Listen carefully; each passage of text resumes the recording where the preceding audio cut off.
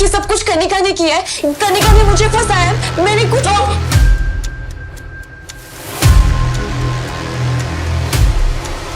वो आदमी कौन था ये तो नहीं पता, लेकिन वो ऐसे बड़बड़ा रहा था कि वो आपके बेटे का पिता है।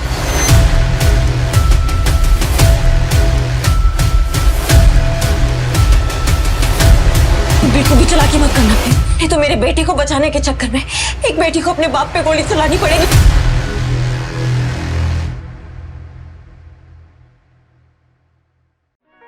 ऋषि, तुमने आने में इतनी देर कर दी।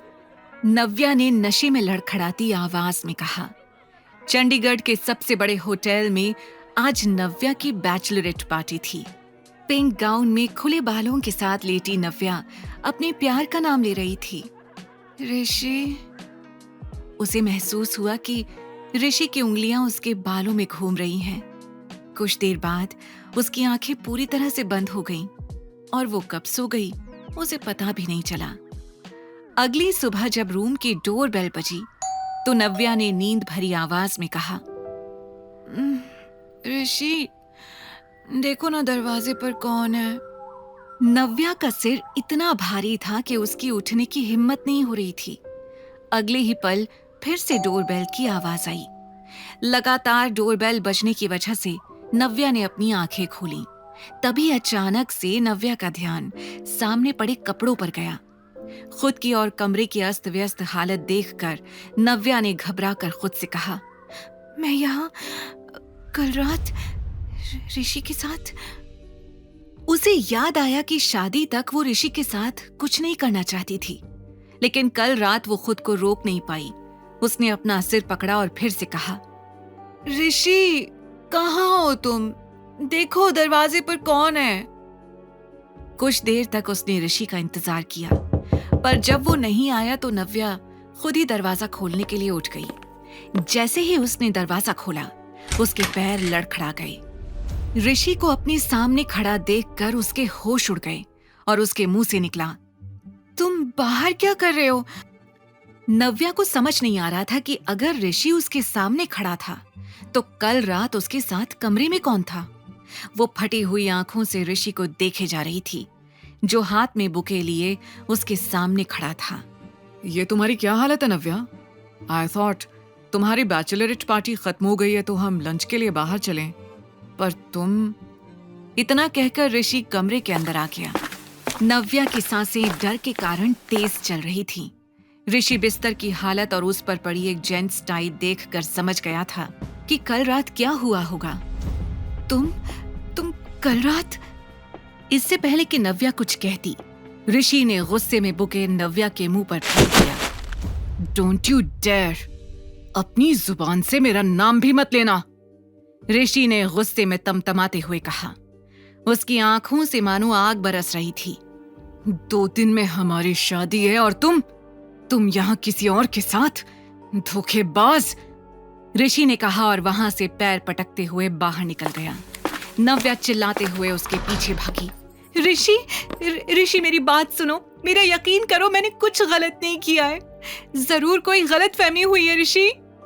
वो चिल्लाते हुए नंगे पैर ऋषि के पीछे दौड़ रही थी, लेकिन ऋषि ने उसे एक बार भी पलट कर नहीं देखा। वो सीधे अपनी गाड़ी में बैठकर वहां से निकल गया। नव्या रोते हुए खुद से बोले जा रही थी, ये क्या हो गया? मुझे कुछ याद क्यों नहीं आ रहा है? ऋषि नहीं तो कौन था मेरे साथ कल? मैं ये कैसे कर सकती हूँ मैं? एक तरफ उसे ये भयानक सवाल खाए जा रहे थे और दूसरी तरफ उसे ऋषि की गलतफहमी दूर करनी थी। दौड़ते हुए कभी उसके पैर लड़खड़ा रहे थे तो कभी उसका सिर चकरा रहा था। उसने तुरंत ऑटो किया और ऋषि के पीछे चली गई। जैसे ही उसने अपने घर यानी सिन्हा पैराडाइज की दहलीज पर कदम रखा, उसका स्वागत एक जोरदार थप्पड़ के साथ हुआ। नव्या ने नजर उठाकर देखा तो सामने उसके पापा शेखर सिन्हा खड़े थे। बेशर्म, मुझे शर्म आ रही है ये कहने में कि तुम मेरी बेटी हो, शेखर ने गुस्से में चिल्लाते हुए कहा। शेखर के ठीक बगल में ऋषि खड़ा था, जिसे देखकर नव्या समझ गई थी कि उसने सब कुछ घर में बता दिया है। पापा एक बार मेरी बात सुन लीजिए। जो कुछ भी हुआ उसमें मेरी गलती नहीं है। मैं तो बस। नव्या अपनी सफाई देने की कोशिश कर रही थी कि तभी पीछे से शिखा की आवाज आई। तुम भी अपनी माँ की तरह ही निकली, शेमलेस। पहले उसने शेखर को चैन से जीने नहीं दिया और अब तुम। क्या कमी थी ऋषि में जो तुम्हें किसी और के पास जाना पड़ा? हाँ मॉम प्लीज आप तो शांत रहिए, पापा को संभालिए, उनकी तबीयत खराब हो जाएगी, कनिका ने कहा और शेखर को संभालने के लिए आगे आ गई। शिखा नव्या की सौतेली माँ थी और कनिका सौतेली बहन। नव्या के आंसू रुकने का नाम नहीं ले रहे थे। उसने कांपती हुई आवाज में कहा, कनिका तुम तो मेरा यकीन करो, मुझे सच में कुछ याद नहीं है। ऋषि तुम तो प्यार करते हो मुझसे, प्लीज ट्रस्ट मी। ट्रस्ट? ये शब्द तुम्हारे मुंह से अच्छा नहीं लग रहा है। जिससे मैंने प्यार किया था वो लड़की तो कल रात ही किसी और की हो गई। ऋषि ने गुस्से में नव्या को घूरते हुए कहा। कनिका तुम तो कुछ कहो, समझाओ ऋषि को। मैं उसे धोखा देने के बारे में सपने में भी नहीं सोच सकती। नव्या उम्मीद से हर किसी को देख रही थी, कम से कम कोई तो उसका यकीन करे, लेकिन उसे हर किसी की आंखों में अपने लिए सिर्फ और सिर्फ गुस्सा और नफरत दिखाई दे रही थी। वो ऋषि के पास आ ही रही थी कि तभी ऋषि ने हाथ के इशारे से उसे वहीं रोक दिया और गुस्से में कहा, अब बस, तुम्हें जो करना था तुम कर चुकी हो नव्या। अब मैं वो करूंगा जो मुझे ठीक लगेगा। नव्या के साथ बाकी घरवाले भी ऋषि शेखावत का इशारा समझ गए थे। जहां शेखर घबराया हुआ खड़ा था, वहीं कनिका और शिखा एक दूसरे को देख रही थी। ऋषि ने तुरंत अपनी उंगली से एंगेजमेंट रिंग उतारी और वहीं सबके सामने जमीन पर फेंक दी। ये रिश्ता अभी क्या भी खत्म। I am breaking up with you Navya. अपनी ये मनहूस शक्ल दोबारा मेरे सामने मत लाना, समझी? ऋषि ने गरजते हुए कहा और वहां से जाने लगा। उसका फैसला सुनकर नव्या पूरी तरह से टूट गई थी। उसने चिल्लाते हुए ऋषि को रोकने की कोशिश की। ऋषि मेरी बात तो सुनो, please don't do this, listen to me for god sake. वो ऋषि को रोकने के लिए उसके पीछे जाने ही वाली थी कि तभी शेखर ने उसका हाथ पकड़ लिया।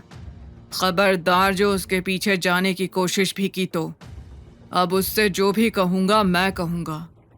आज जो तुमने किया है उसकी वजह से हम सबकी जिंदगी बर्बाद हो गई है, शेखर ने नव्या को घूरते हुए कहा और ऋषि के पीछे आवाज लगाते हुए चला गया।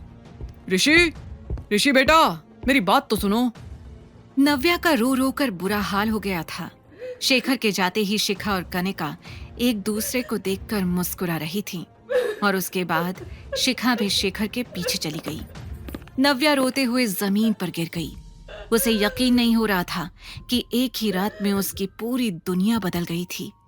कल तक वो जिस लड़के के साथ जिंदगी बिताने के सपने देख रही थी, वो उसके सारे सपने तोड़कर चला गया था। उसकी एक एक उम्मीद टूट चुकी थी।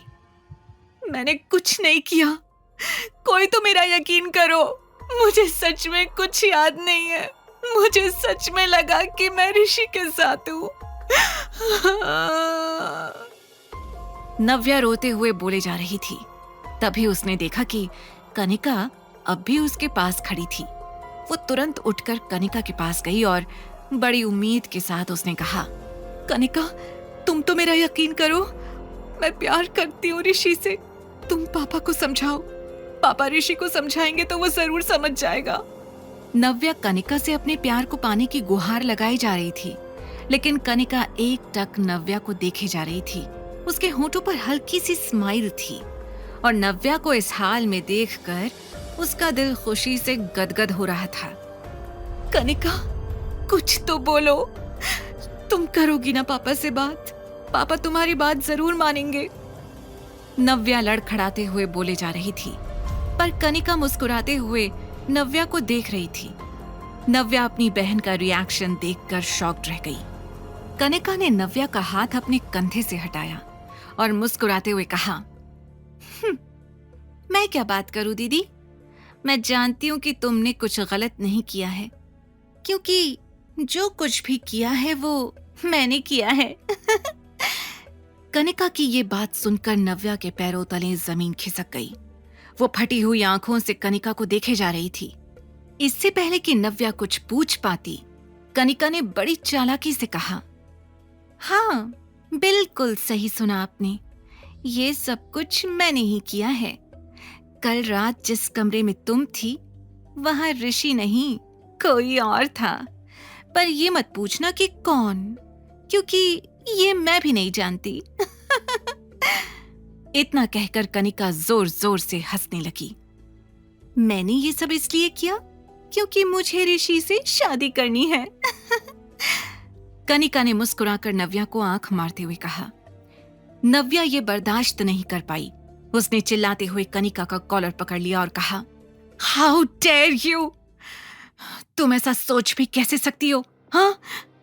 कनिका को अपनी बड़ी बहन की तड़प देखकर खुशी मिल रही थी। उसने बड़े प्यार से नव्या का हाथ अपने कॉलर से हटाया और हंसकर कहा, मैं ऐसा सिर्फ सोच ही नहीं सकती, कर भी सकती हूँ।